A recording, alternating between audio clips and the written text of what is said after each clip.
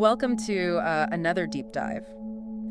This time we're going to be taking a look at Osho Yeah, and his sometimes pretty radical perspective on enlightenment. that's right. Yeah. We're going to be diving deep into his teachings, his core teachings. And I think the goal here isn't to judge, but to really explore, like, what made his approach so unique. Yeah.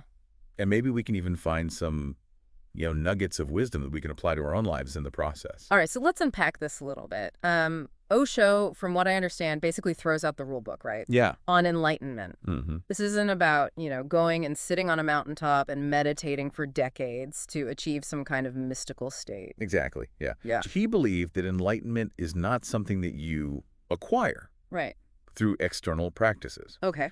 or rituals. Yeah. It's not like a trophy at the finish line. So it's not about seeking something outside of ourselves. Yes, that's exactly it. He believed that enlightenment is something that we uncover that's already present within each of us, but it's hidden. It's buried beneath these layers and layers of social conditioning Right. and fear and ego. So instead of climbing that mountain, it's more about peeling back those layers Yes. to reveal the Ugh. treasure that's already inside. Yes, exactly. That's a pretty radical idea, I mean, when you think about it.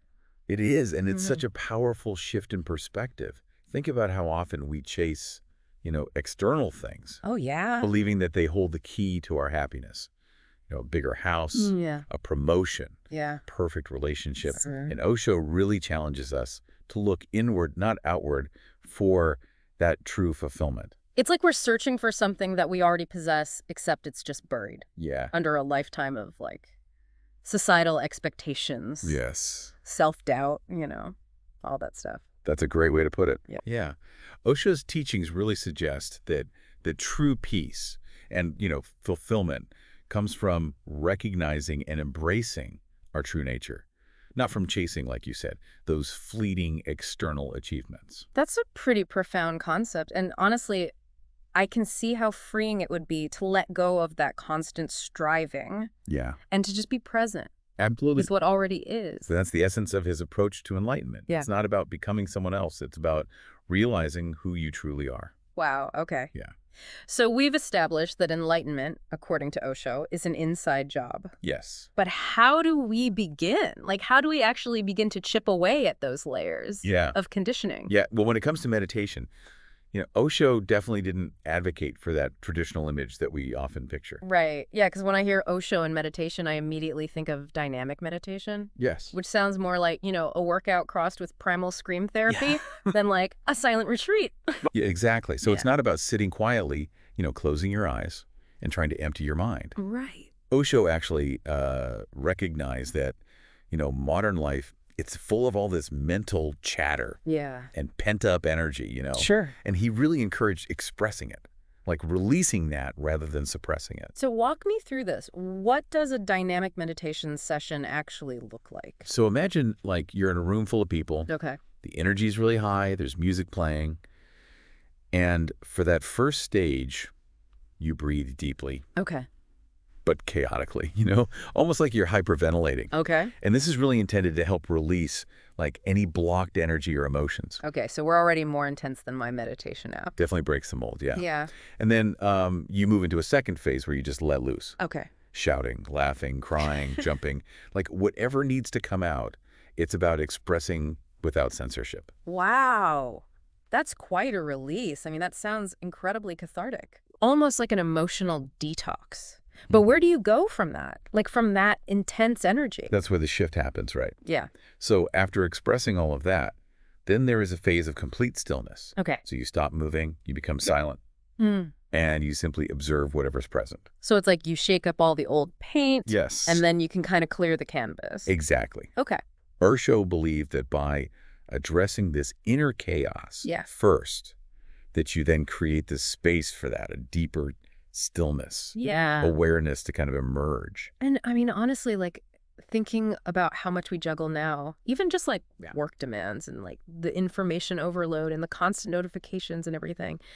Osho's approach, I feel like, is almost more relevant now than ever. It's like he predicted the anxiety of the 21st century. Right. It's like he was ahead of his time in recognizing that, Totally. We need to release that tension before we can even access that deeper peace. Yeah. But his emphasis on being present, it wasn't just in these formal meditation practices like Yeah. dynamic meditation. It was really woven into his entire philosophy. Right, because he talked a lot about the importance of living in the now. Yes. And I think that that's something we can all relate to struggling with, right? Absolutely. It's so easy to get caught up in, regrets about the past or worries about the future. Yeah. He was really adamant that this fixation on time, really, on anything but the present moment, is the biggest obstacle to experiencing that true fulfillment. Mm. Osho believed that, genuine joy, that deep sense of peace that we're all longing for, can only be found right here, right now. It makes sense, but it's definitely easier said than done. Like, our minds are almost like hardwired to, dwell on the past and anticipate the future. Right. So how do we actually achieve this? Like, how do we actually cultivate this state of presence? Well, he believed that meditation isn't just something that you do for 20 minutes in the morning. It's a state of awareness that you cultivate throughout the day.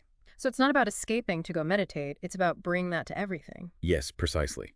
He encouraged people to find those moments of presence throughout their day, whether they were stuck in traffic, washing the dishes, or having a conversation. Wow. Okay. Each moment becomes an opportunity to practice that awareness, Mm-hmm. to observe your thoughts and feelings without judgment. It's about recognizing that every moment is an opportunity for awakening. Exactly. Yeah. And Osho believed that by tapping into this ongoing awareness, that we tap into, the bliss and freedom of enlightenment, we start to see the world kind of with fresh eyes, Yeah. full of wonder and gratitude. That sounds amazing.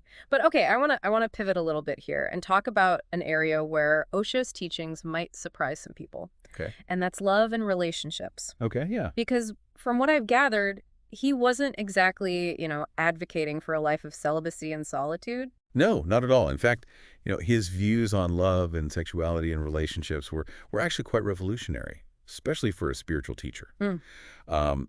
He considered them essential for growth, not a distraction to be avoided.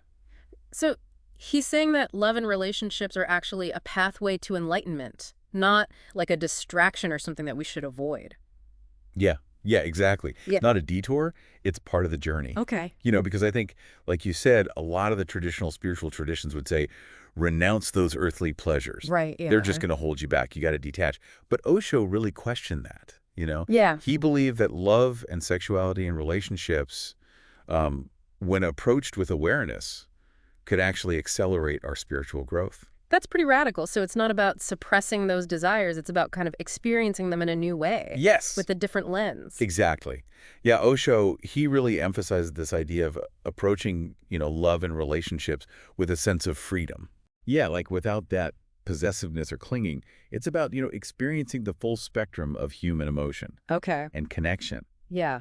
but not letting it define you or hold you back. That sounds almost paradoxical, like that you're embracing these things for spiritual growth. Right. I feel like we need to go a little deeper on that. Like, what's the thinking there? Well, Osho saw relationships as these really powerful mirrors. Oh, interesting. Yeah, and they kind of reflect our own unconscious patterns, right? Like our fears, our insecurities, our deepest desires. Mm. And they show us where we're holding ourselves back, where we're clinging to these outdated beliefs or identities. So instead of seeing a relationship as kind of like a distraction from, the spiritual work, he saw it as almost like the fertile ground for it. Exactly. It's like a crash course in self-awareness, but with a partner. Right. Exactly. But there's a really crucial caveat here, and that is that Osho really emphasized the importance of avoiding attachment, which he believed was really the root of suffering in relationships. That's that classic Buddhist principle, right? Yes. Attachment leads to suffering. If you cling too tightly to anything, it creates pain. Right. We create that suffering when we try to control our partners, Yeah. or when we cling to specific outcomes, or when we live in fear of losing them. Right. So Osho believed that, by releasing attachment, we could actually experience love in a much purer, more authentic way. It's about experiencing it without needing to possess it. Yes, Right. exactly. And learning and growing through that connection, but not because you're, Yes. clinging to it out of fear or insecurity. Exactly. And this really ties back to his emphasis on kind of dissolving the ego, which he saw as, the ultimate key to enlightenment. Okay, so let's talk about the ego for a minute. Yeah. Because Osho talked a lot about, the ego as this source of suffering. But what did he mean by that? Like, what is the ego and how do we, I guess, escape it? Yeah. So I think it's important to understand that, Osho didn't view the ego as this like inherently bad thing or Okay. this evil thing. He saw it as like a construct Okay. of the mind. It's Yeah. this false identity that we create Okay. that's based on all of that, Right. social conditioning, fear, a need for security. So it's not that we are inherently bad or egotistical, but it's more like we have built up Yes. this fortress around ourselves based on what we've been told, Yeah, like who exactly. we should be, all that. Yes. And Osho really believed that, this ego, this fortress that we build, it separates us, right? From ourselves and from each other. Yeah. And it's the source of all of our insecurities, our need for validation, Yeah. our fear of not being good enough. Right. So if the ego is the problem, how do we dismantle this fortress? Well, it's not so much about like erasing it Okay. as it is about seeing it for what it is, Okay. right? It's like this collection of thoughts and beliefs and stories that we've just come to identify with. So we're like possessed by a character that we've created in our minds. Yes, exactly. Okay. And so Osho believed that, through practices like meditation, through really cultivating that awareness of our thoughts and feelings, Yeah. through questioning our beliefs, that we can start to kind of loosen the grip, Yeah. of that character. And as that happens, what does enlightenment start to look like? Yeah, it's not about achieving some like blissful state of isolation. It's not about like floating on a cloud detached from the world. For Osho, enlightenment was about experiencing this really profound sense of unity Okay. with ourselves, with each other, with the entire universe. Yeah. It's that realization that, we're not these isolated individuals. We're these interconnected threads. We're all connected. Yes. Yeah. In this grand tapestry of existence. So when we dissolve that illusion of the ego, then we can tap into that interconnectedness. And Yeah. that's where the kind of true peace and freedom and unconditional love can really come in. Exactly. Yes. And, it's not something that we just achieve once and for all, right? Right. It's this ongoing journey Yeah. of awakening. It's Oh. about peeling back those layers. It's about returning to that state of presence. Wow. Okay, so we went from shaking things up with dynamic meditation to dissolving the ego Yeah. to experiencing a sense of oneness with everything. That's quite a deep dive into the world of Osho. It really is. And, whether or not you agree with everything that he, put out there, Right. there's no denying that, his perspective was unique. He was often provocative, and it challenges us to really reconsider what we think we know Absolutely. about, spirituality and enlightenment. Yeah. And I think ultimately what I'm hearing is it's about finding your own path, Yes. right? Like Yeah. questioning everything Yes. and embracing the full spectrum of human experience, Yes. Well said. but doing it with awareness Yes. and courage. It's about embracing the messiness and the beauty of being human.